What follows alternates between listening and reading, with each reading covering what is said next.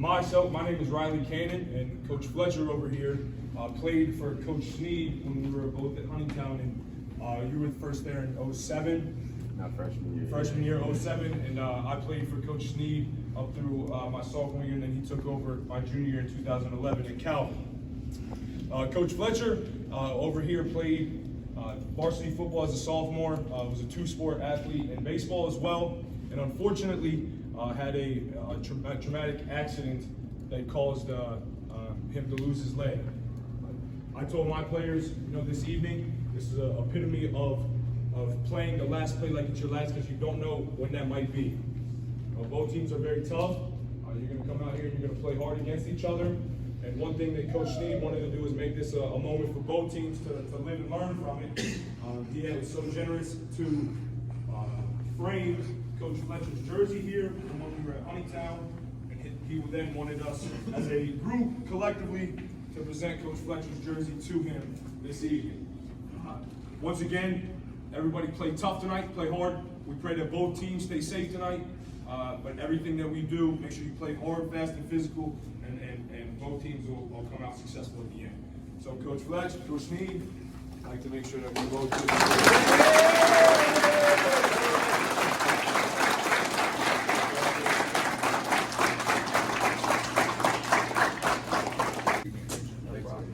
I'd be remiss. The true patron in this is a long-time hero to Southern Maryland football, guys. Is Coach Jerry Franks. I don't know if you guys ever heard of him. These guys have heard a lot about him. He is truly a man who's coached this conference a long time and has helped put football on the map in Southern Maryland. And he was the head coach, and he's inspired me and inspired many of our coaches here, and indirectly has inspired these coaches who now coach you guys. And I think that what you said, Coach Riley, is exactly on point. We framed it up like this. I know without a shadow of doubt that Ernie played. I was there. He played 110% every snap. I don't think that I would ask Ernie to do anything differently. Playing as a, honorable mention all-conference safety as a sophomore on a very good football team, I don't think I would ask for him to do anything more than that. And he did it at a high level.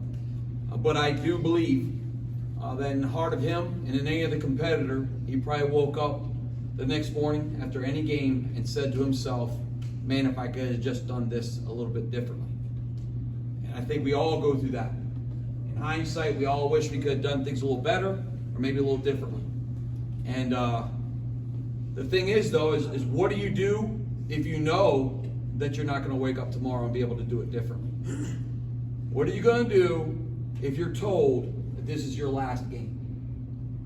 What would Ernie have done if he knew that was his last season? And I tell you what he did. He used his tragedy as a stepping stone to be amazing in other ways. He's coaching on the sidelines with a heart and a knowledge of what it feels like not to be able to play the game anymore. Coaches talk about that all the time. They tell you, play like you're not going to be able to play tomorrow because it's going to sting. Coaches don't know that unless they have felt it. Coach Fletcher has felt it.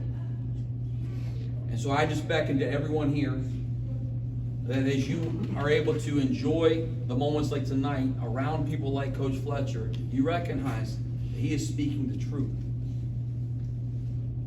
And although some of us may have crumbled in the face of that type of adversity, he has used it. And he's now pouring back into people like the guys at Thomas Stone, like the guys over in Calvert County that he knows still well.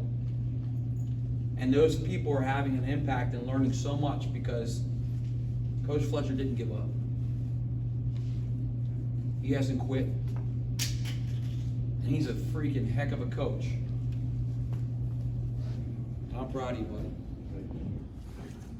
You make us all better people. Love you, man.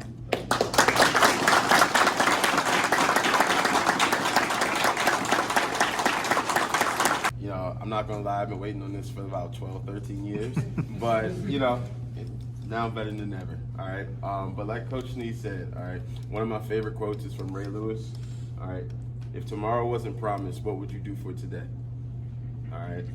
Remember that. Take that to the grave, fellas, all right?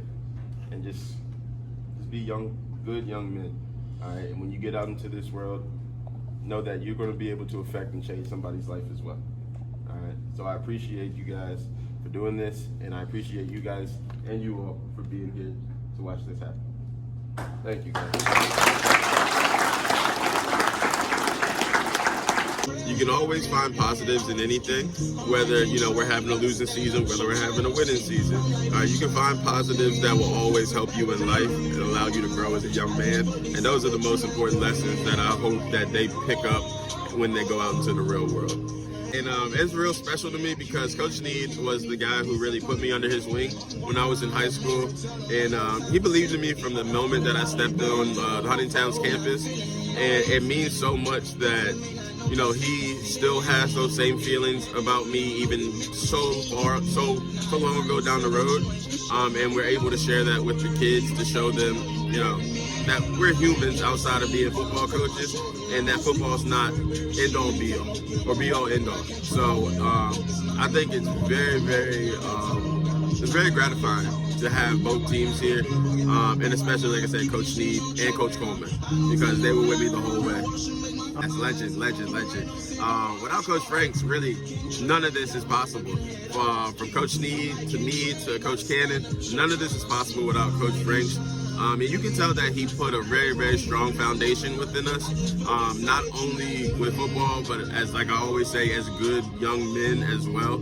And I believe that, without Coach Franks, that, my life might have gone in a different direction. And I'm glad he did the same thing like Coach Snead and put me under his wing. Riley and Ernie both played football for me when I coached Huntingtown. Coach Franks, the head coach. And, I was proud of Ernie as a football player, but I'm more proud of him now, because the young man is using the game of football to impact lives. And for many of us coaches, we try to help kids recognize that, you're not guaranteed to play tomorrow. And sometimes the, significance of that statement doesn't make as much sense coming from me, because, I'm saying it from my own personal experience, but my experience is nothing like what Ernie's gone through, because he literally finished his last game in a really great season, part of a great program, and then never stepped foot on a football field again. And, and then that could have done so many things to his heart and his spirit, and eventually he found his way into coaching and passion in teaching, and went through school and did all those things he needed to do to become a successful teacher. And now look at him, and he's literally on the sidelines preaching this thing. And players, I hope they understand and recognize the value in that, and how lucky they are to have a great young man like him as a coach. Let's go Cougars. TSHS. Let's go, baby.